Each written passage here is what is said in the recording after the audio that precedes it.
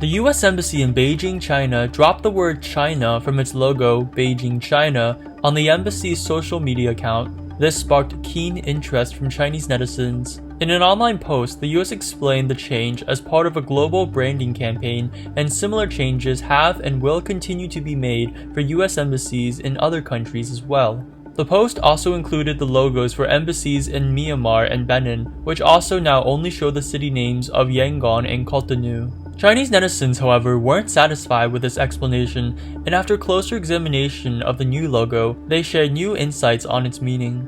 Firstly, the blue ring and yellow outline were removed and replaced with a single black circle over a white background. Chinese netizens called this move solemn, representing that Beijing stays while China disappears. Secondly, after the removal of the word China, the Chinese character Hua located in the top half circle now refers to a broader set of people than just ones in mainland China. The word Hua, unlike China, doesn't identify with physical territories. Rather, it's a name of ethnic Chinese people and their culture. So for many Chinese people who don't associate with the CCP label, they refer to themselves as Huaren or ethnic Chinese instead. Political commentator Shen Zhou stated that the CCP regime had always been telling everyone that it represented China. However, during recent times, US senior officials had started clarifying the difference between the CCP regime and the Chinese people, and thereby damaged the CCP's image.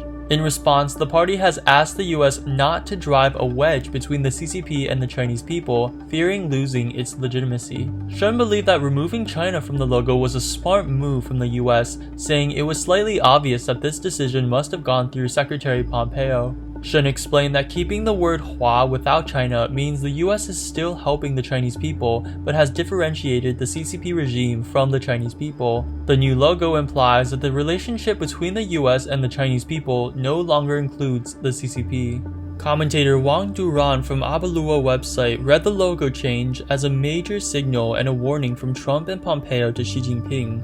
The US doesn't recognize that the CCP regime represents China, and if the CCP continues its own way, the US might establish formal diplomatic ties with Taiwan. The United States Secretary of Health and Human Services Alex Azar visited Taiwan earlier this month.